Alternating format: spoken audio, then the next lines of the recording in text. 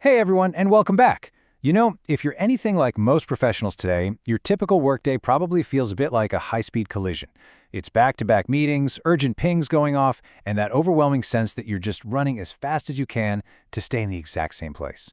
Well, today we're setting the stage for a massive paradigm shift in how we view that daily grind. We're diving deep into some incredibly powerful insights from Ian Slade about what true leadership actually demands of us. We're going to break down the profound difference between simply being a busy, maxed-out professional and truly stepping up as an evolving leader.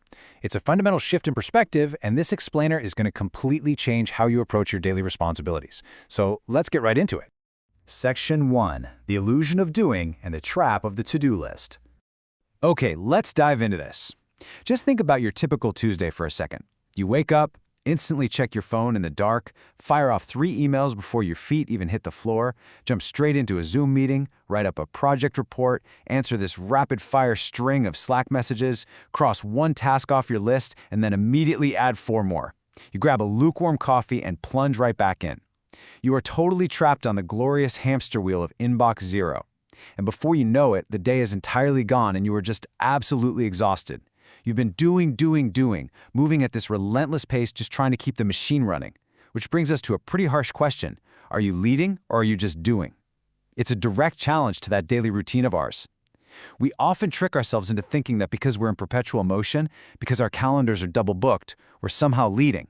But Ian Slade's insights pull the emergency brake on that assumption. Being busy is just a state of motion. Leading is a state of direction. If literally all your energy is poured into just executing tasks, who is actually steering the ship?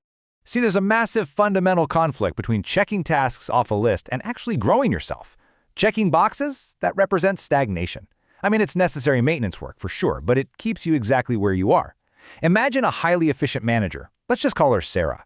Now, Sarah is legendary for clearing her queue. She never misses a deadline, her spreadsheets are absolutely flawless, and she works 10-hour days to make sure every single box is ticked.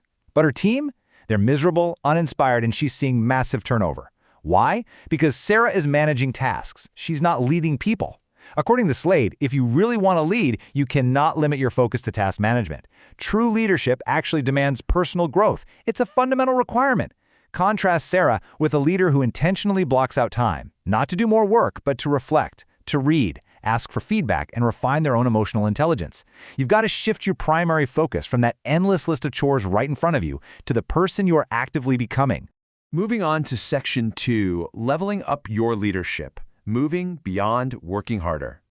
So, when things get tough, our absolute default human instinct is to just put our heads down and push harder, right? We think, if I just stay at the office until 8 p.m. tonight, I'll finally get ahead of this whole shebang. But here is a critical realization. You can't just work harder. Simply putting in more hours, staying later at the office, pushing yourself dangerously close to burnout, actually scratch that, it's not just dangerous, it's a completely false path to leadership. It's kind of like a caterpillar trying to run faster on a tiny little treadmill instead of doing the really hard work of spinning a chrysalis. The source material is crystal clear on this point. Real leaders evolve, and evolution implies a total transformation. It means changing your form, upgrading your underlying operating system, and becoming something exponentially more effective than you were yesterday. Brute forcing your way through a giant workload isn't leadership. It's honestly just endurance. So how do we actually spark that metamorphosis? Well, Ian Slade points to 3 specific, completely non-negotiable areas you absolutely must elevate if you want to truly lead. First, your mindset.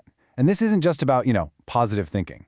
It's about shifting from a reactive mindset where you're just constantly putting out daily fires to a proactive mindset where you see those exact same fires as systemic issues to be solved permanently. Second, your skills. And I don't just mean your technical ability to use some new software. I mean the deep human skills, advanced empathy, the ability to mediate really complex conflicts, and the capacity to communicate big ideas simply. And third, your vision. This one is perhaps the rarest trait. Can you look past Q3's revenue metrics and ask where your entire industry is going to be in 5 years? Can you see around the corners? You have to actively level up in all 3 of these dimensions simultaneously. You literally cannot ignore your vision while hyper-focusing on your skills and expect to grow as a truly effective leader. All right, Section 3, the actions of evolution, or how to actually grow. Now, what's really interesting about this idea is how we bridge the gap between the high-level theory of evolving and the gritty reality of our daily lives. Evolving means three distinct, highly active things. First, learning. And let's be honest, this one usually requires taking a massive ego hit. It means remaining a student and having the vulnerability to say out loud to your team, guys, I actually have no idea what I'm doing here. Let's figure it out together. Second, listening. And not just staying quiet while waiting for your turn to speak. It means truly hearing the unsaid frustrations of your team and reading the shifting environment around you. And third, and maybe the most challenging, daring to change. Here's a pretty sobering fact. The half-life of a learned business skill today is only about 5 years. What made you super successful back in 2019 might actively sabotage you today. Evolution is an active, ongoing process that requires the courage to let go of old habits and comfortable methods the second they stop serving your team. Which brings us to Section 4, From Acting to Becoming and the Ripple Effect. When you grow, your team follows. Wow, this is the absolute emotional core of Ian Sladd's message. True leadership does not happen in a vacuum, and the corporate world desperately needs leaders who are willing to actually grow. Why? Because your personal evolution is the actual, tangible catalyst for your team's success. You don't have to drag your employees across the finish line through micromanagement and fear. You literally just have to lead the way by relentlessly improving yourself. When your team sees you actively learning, when they feel you deeply listening, and when they watch you daring to change your mind based on new evidence, that gives them the psychological safety and the inspiration to do exactly the same thing. Your internal growth creates this powerful, totally unstoppable outward ripple effect. And this brilliantly illustrates the ultimate psychological contrast we've been building towards: acting versus becoming. Acting is superficial and, frankly, it's exhausting.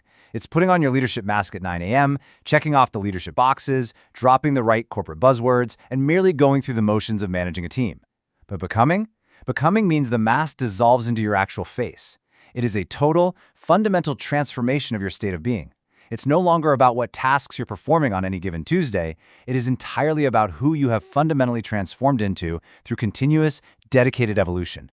So, I want to leave you with a final, provocative thought.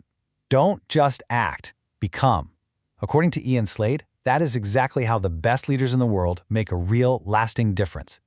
It's time to stop functioning as a mere doer. Stop defining your professional value by the length of your completed to-do list at 5 p.m. Take the leap. Do the hard, uncomfortable work of evolving your mindset, your skills, and your vision. Dare to change, and finally become the leader your team so desperately needs you to be. Thank you so much for joining me for this explainer, and I challenge you, start your evolution today.